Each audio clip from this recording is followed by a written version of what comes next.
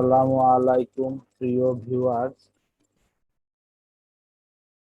আশা করি আপনারা সবাই এই মুহূর্তে অনেক ভালো আছেন। যারা নতুন করে মাইক্রোসফট পাওয়ার পয়েন্টের কাজ শিখতে যাচ্ছেন তাদেরকে আমি এর আগে একটা ভিডিও বানিয়েছিলাম কিভাবে আমি পাওয়ার পয়েন্ট স্লাইডের টেক্সট লেখা ছোট বড় করা, লেখা লেখা কালারিং করা ইত্যাদি ভিডিও দিয়েছিলাম।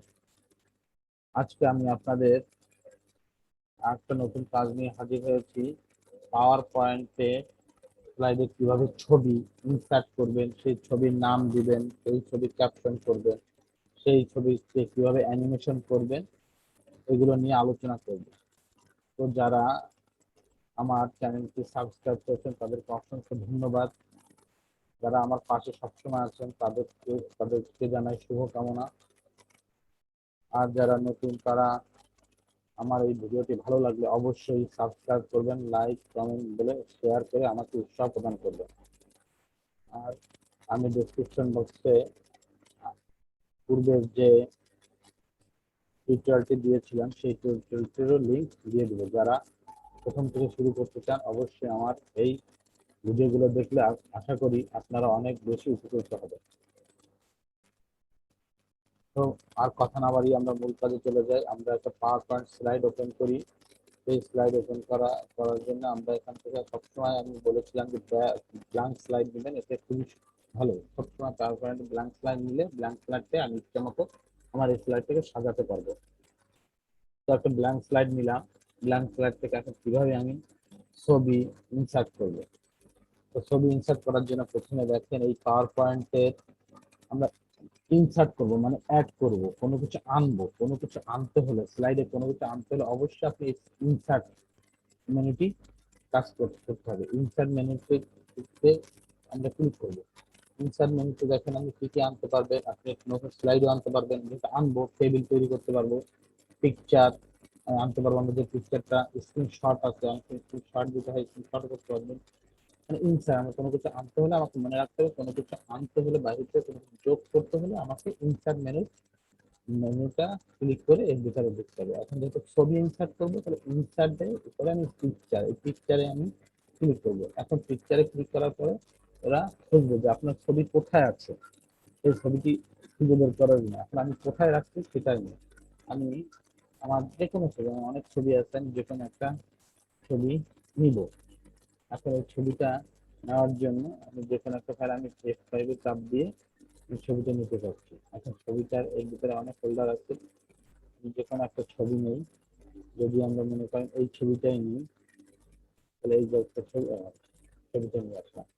এখন এই ছবিটা নিয়ে আসছে। এখন এই ছবিটার আমি যদি এই ছবিটাকে এভাবে অনেকগুলো ছবি আমি যা যা ছবি আনবো সব ইনসার্ট করবো, এই ইনসার্ট করবো পিকচার, তারপরে আমি আরেকটা ছবি আমি ওইটা নিয়ে আসি, ডবল ক্লিক করলে চলে আসবে।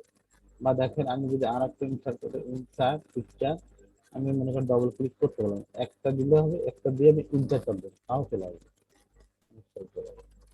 এবার এই ছবিটাকে ছোট বড় এক একটা করে আমি একটা ছবি নিয়ে আপনাদের দেখে রাখবোকে সিলেক্ট করে ডিলিট করে দিই। এই ছবিটাকে আমি কাজ করতে চাই। এখন এই ছবিটাকে আমি কিভাবে বড় করবো বা ছোট করতে চাই।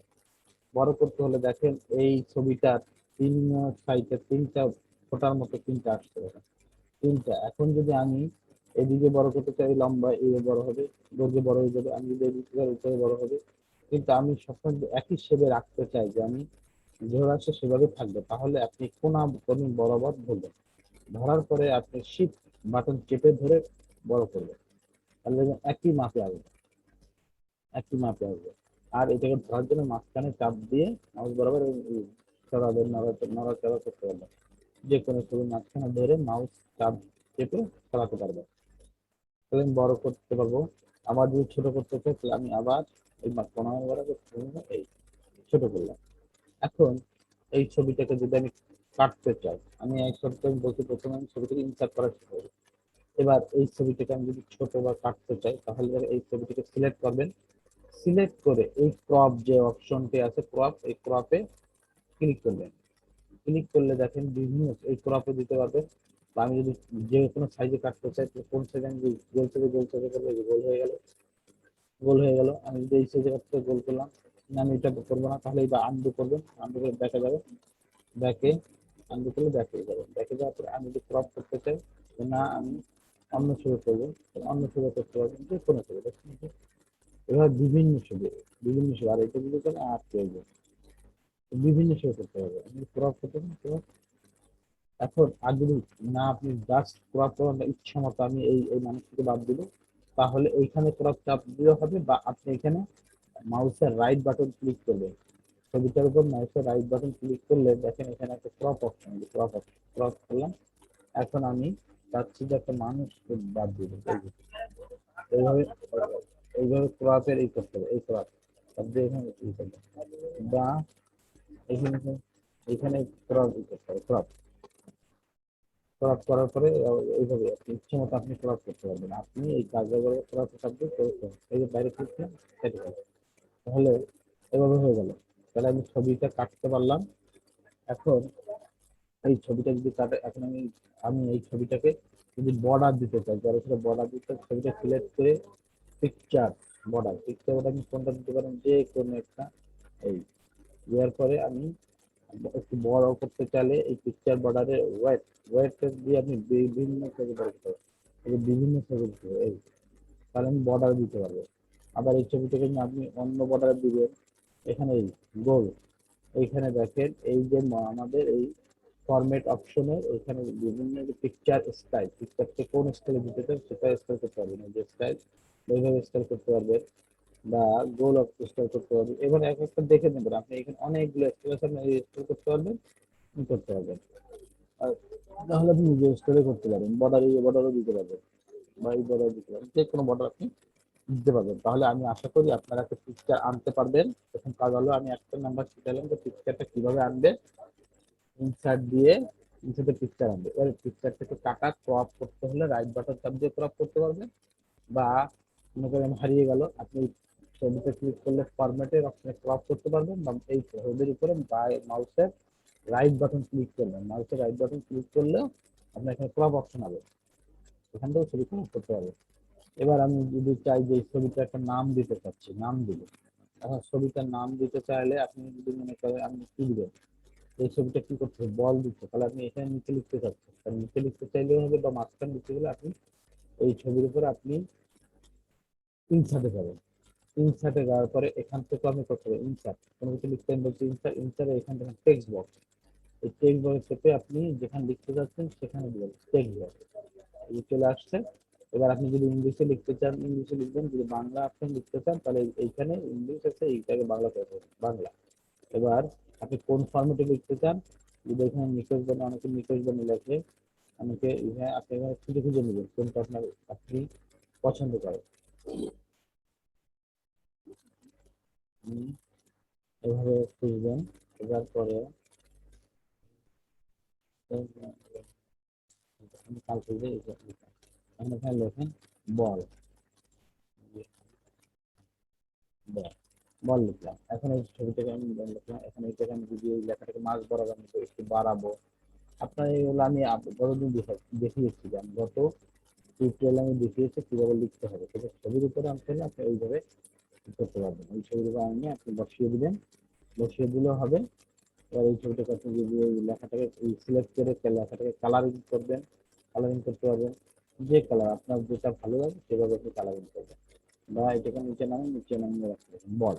তাহলে এইভাবে আপনি আপনার একটা ছবির ক্যাপশন দিতে পারবেন, তার টাইটেল দিতে পারবেন, তার ক্যাপশন দিতে পারবেন, মানে আপনি যা যা লিখতে চাচ্ছেন ইনসার্টে যে টেক্সট বক্সে ক্লিক করে আপনি এভাবে লিখবেন।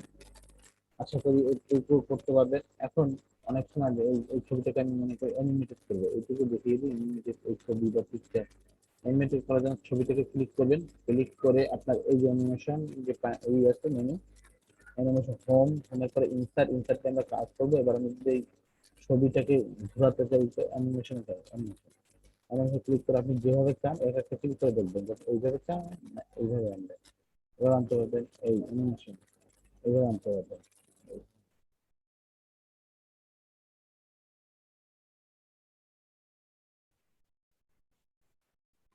তাহলে অ্যানিমেশন নিয়ে আপনি এভাবে স্ক্রিন দিকে ঘোরাতে পারবেন। এছাড়া আপনি বিভিন্ন অ্যানিমেশন আছে, আপনি যেটা পছন্দ করেন সেটা দিবেন।